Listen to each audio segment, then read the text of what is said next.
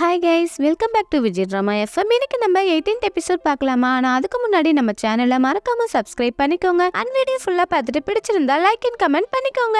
Last எபிசோட்ல கொஞ்சம் சோகமாக போச்சு. ஏன்னா நம்ம ஹீரோடைய அம்மா வேற இறந்துடுறாங்கல்ல. ஸோ அதே நினைச்சு கொஞ்சம் ஃபீல் பண்ணிட்டு இருக்கோம் நம்ம ஹீரோ. அது மட்டும் இல்ல, அவங்க அம்மாவோடைய ஆசையை நிறைவேற்றுற மாதிரி இந்த எபிசோட்ல காட்டுறாங்க. அது என்ன நம்ம பார்ப்போம். ஸோ இப்போ ஹீரோடைய அம்மா நினைச்ச மாதிரியே ஹீரோ பார்த்தீங்கன்னா ஒரு நல்ல பிசினஸ் மேனா ஆயிடுறான். ஸோ பிசினஸ் விஷயமா நம்ம ஹீரோ வந்து பேசிட்டு வந்துட்டு இருக்கான்.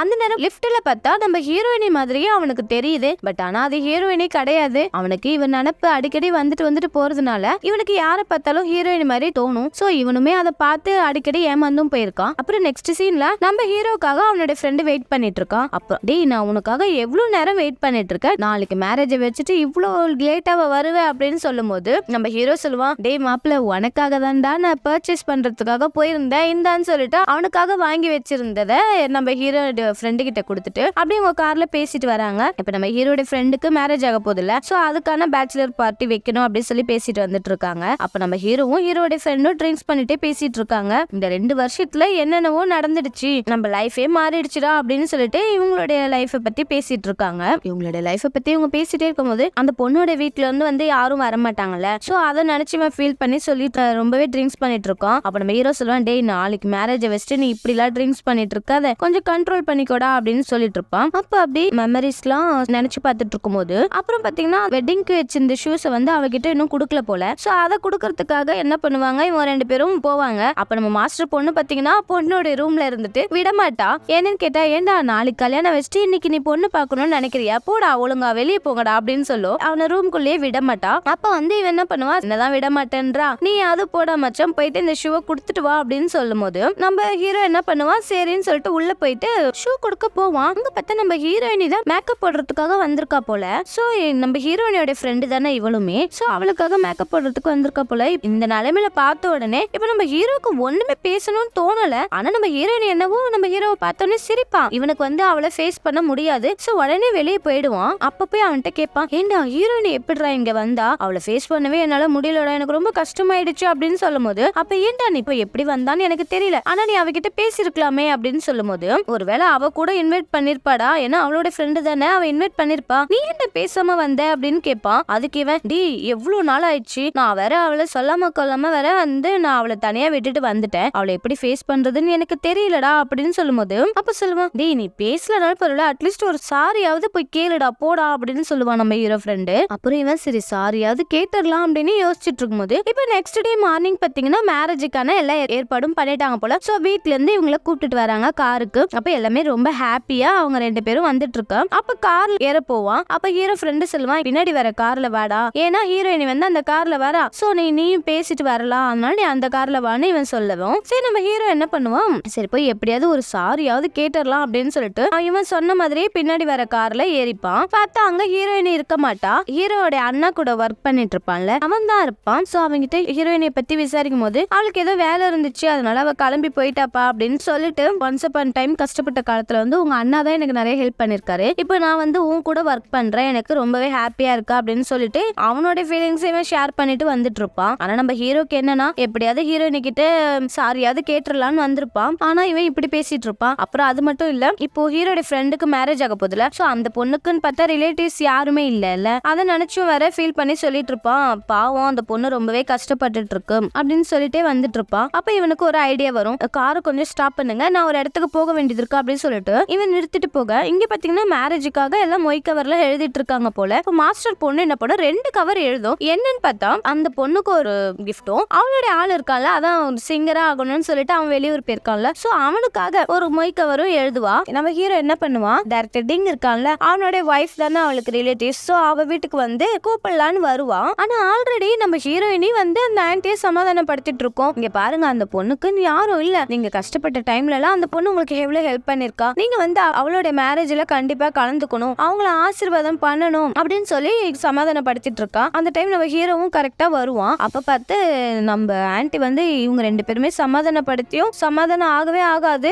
அது ரொம்ப டென்ஷனா தான் பேசும். ஏன்னா அவனுடைய ஹஸ்பண்டையும் பாத்தீங்கன்னா போலீஸ்ல பிடிச்சு கொடுத்துட்டான். அது மட்டும் இல்ல, நம்ம ஹீரோடைய அண்ணா ஹீரோலாம் சேர்ந்து தானே இவங்களுடைய பையனும் வந்து பாத்தீங்கன்னா மென்டல் ஹாஸ்பிட்டலுக்கு அனுப்பியிருப்பாங்க. சோ அதெல்லாம் இவன் நினைச்சு பார்த்துட்டு, நான் வரவே மாட்டேன், நீங்க எல்லாம் சேர்ந்து தானே என் குடும்பத்தையே வந்து இந்த இந்த மாதிரிலாம் பண்ணிட்டீங்க, அதனால என்னால இதை அக்செப்ட் பண்ணிக்கவே முடியாது, நீங்க இங்க இருந்து கிளம்பலாம்னு சொல்லி கோவமா பேசும். அப்ப இவங்க 2 பேரும் ரொம்ப சமாதானப்படுத்தும் போது ஆனா இந்த லேடி பாத்தீங்கன்னா சமாதானம் ஆகுற மாதிரியே தெரியல. அதுக்குன்னு இங்க பாத்தீங்கன்னா எல்லாருமே வந்து பொண்ணு கிட்ட வந்து உன்னோட ஃபேமிலிஸ் வரலையா, உனக்கு யாருமே இல்லையாமா அப்படின்ற மாதிரி தான் எல்லாருமே கேக்குறாங்க. சோ இவளுக்கு ரொம்பவே கில்ட்டியா இருக்கு. சோ அழுதுட்டு இருக்கா. அப்ப வந்து நம்ம ஹீரோட ஃப்ரெண்டு சமாதானப்படுத்துறான். யார் என்ன சொன்னா என்ன, உனக்காக நான் இருக்கேன், நீ அதெல்லாம் நினைச்சு ஃபீல் பண்ணாத அப்படின்னு சொல்லிட்டு இவனுமே சமாதானப்படுத்துறான். அப்புறம் இங்க மாத்தி மாத்தி இவங்க 2 பேரும் அந்த லேடியை சமாதானப்படுத்தி கூப்பிட்டு போகிறதுக்காக பாக்குறாங்க. ஆனா அது என்னவோ நான் பிடிச்ச முயலுக்கு 3 காலுன்ற மாதிரி இருக்கிறா. அப்புறம் ஒரு வழியா நம்ம ஹீரோயினை பேசுறதெல்லாம் வச்சு பார்த்துட்டு ஒன்ஸ் அப்பான் டைம் பாத்தீங்கன்னா இவ கொஞ்சம் படுத்து படுக்கே இருப்பா போல. சோ அந்த பொண்ணு அப்ப நிறைய இவளுக்காக ஹெல்ப் பண்ணிருப்பா போல. சோ அதெல்லாம் நினைச்சு பார்த்துட்டு இவன் என்ன பண்ணுவா, சரி நானும் வரேன், என்னையும் கூப்பிட்டுட்டு போங்க அப்படின்னு சொல்லி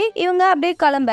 அப்புறம் இங்க வெட்டிங்காக எல்லாமே வந்து ரெடி ஆயிடுச்சு போல. சோ பொண்ணு வந்து மாப்பிள்ளை கிட்ட கூப்பிட்டுட்டு போகும்போது அந்த லேடி வந்து அழுதுட்டே, சாரி நான் லேட்டா வந்துட்டோமா, இந்த ட்ரெஸ்ல நீ ரொம்பவே அழகா இருக்க அப்படின்னு சொல்லும் போது இவளுக்கு ரொம்ப அழுகையா வந்துரும். எப்படியோ அவளோட ஆன்ட்டியாவது வந்துட்டாங்கன்னு சொல்லிட்டு இவளு என்ன பண்ணுவா, நீங்க லேட்டெல்லாம் ஒண்ணு வரல, கரெக்ட் டைம்க்கு தான் வந்திருக்கீங்க அப்படின்ட்டு அவளுக்கு சந்தோஷம் தாங்க முடியாது. சோ ரொம்ப ஹாப்பியா ஃபீல் பண்ண.